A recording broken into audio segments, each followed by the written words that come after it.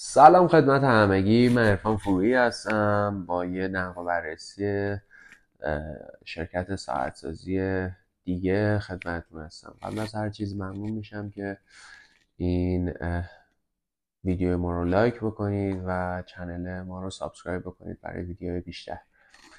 همونطور که میدونید ما فعلا قصد بر این داریم که برندهای ساعتسازی دنیا رو نقد بکنیم، بیوگرافیشون رو بگیم و چند تا مدل هاشون رو توضیح بدیم تا بعد وارد مدل هاشون بشیم که براتون هم از قیمت هاشون بگیم هم از سیستم کاریشون.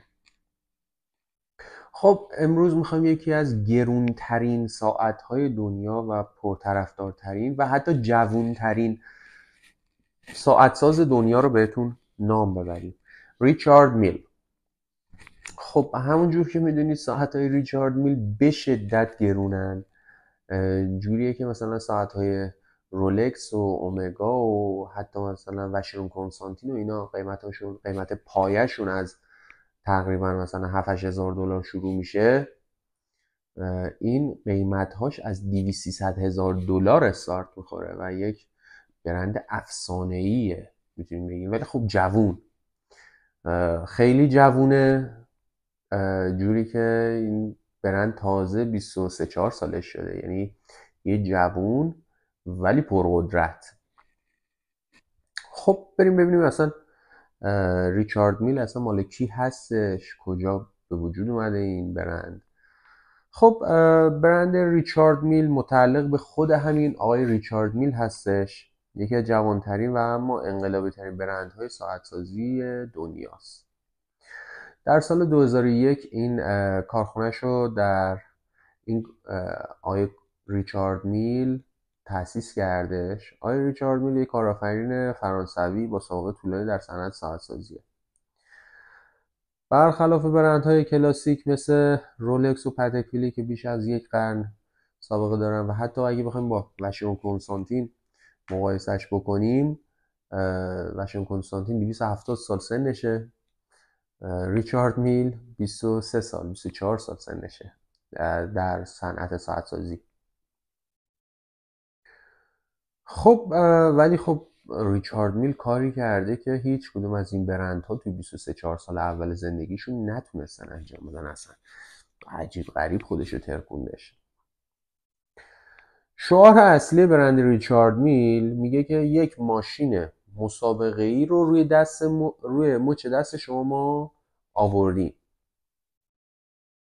ریچارد میل از همون ابتدا تصمیم گرفت که ساعت‌هایی بسازه که شبیه هیچ ساعت دیگه‌ای نباشه، یعنی واقعا ساعت‌هاش غیر قابل قیاسه، لحاظ هم اسپورته، هم لاکچریه، هم گرونه. خب به خاطر چی حالا ببینیم گرونه؟ چون فناوری‌های صنعت هوافضا رو آورده و فرمول 1 رو توش یاد داده. یعنی واقعا شما یه دونه ماشین فرمول 1 رو روی مچ دستتون دارید میبینید وقتی با به این ساعت نگاه میکنید. متریالی که توی این ساعت ها استفاده شده معمولا از طلا، تیتانیوم درجه 5، فیبر کربن، کوارتز TPT و سیلیکون نانوه که سبکترین و مقاومترین ساعت ها رو میسازه. خب یکی از چیزهایی که متمایز میکنه این برند و این ساعت های این برندو یه حالت کروانندی توی شیپ این ساعت ها میبینید که اصلا تو هیچ ساعتی نمیتونید ببینید که اصلا اینو متمایز میکنه. و داخل این ساعت ها مدل های مخصوصی داره، داخلشون خیلی نمایانه و خیلی زیباست، اصلا یه چیز عجیب غریبیه. ببینید ریچارد میل به این که ساعت های سبک با مقاومت بالا میسازه برای ورزشکارا که اصلا وزنی به دستشون اضافه نکنه که متوجه نشن که ساعت دستشونه، میسازه که معمولا زیر 40 گرمه، اصلا شما هیچ چیزی حس نمی‌کنید. ساخت توربیلون های سبک و مستحکمه، سیستم های ضد شوک پیشرفته برای تحمل ضربات شدیده، قاب‌هایی با ساختار چند لایه از مواد کامپوزیت و فوق پیشرفته میسازه که اصلا متمایز میکنه این برند. مدل های مشهور ریچارد میلو با هم دیگه ببینیم چیه. RM001 توربیلونه، اولین مدل برند که مفهومی از آینده ساعت سازی رو نشون میده. تولید محدود، پر از جزئیات فنی پیچیده. قیمتش معمولاً از $500,000 شروع میشه اگه کسی بخواد بفروشه. معمولاً کلکسیونردارها این ساعت ها رو استفاده میکنن. خیلی هم قیمت های عجیب غریبی داره ساعت های ریچارد میل. معمولاً هم افراد مشهور و فیمس های دنیا ازشون استفاده میکنن که حالا جلوتر بهتون میگم که کیا دارن استفاده میکنن. RM027 که اصلا این ساعت رو مخصوص رافائل نادال ساختن و اصلا اسم دقیقش رو بخوایم بگیم RM027 توربیلون رافائل نادال. ساعت فقط 20 گرمه، یعنی خیلی سبک، یعنی شاید مثلا کمتر از وزن یک فندک باشه. رافائل نادال هنگام بازی تنیس میپوشه که اصلا هیچ وزنی حس نکنه.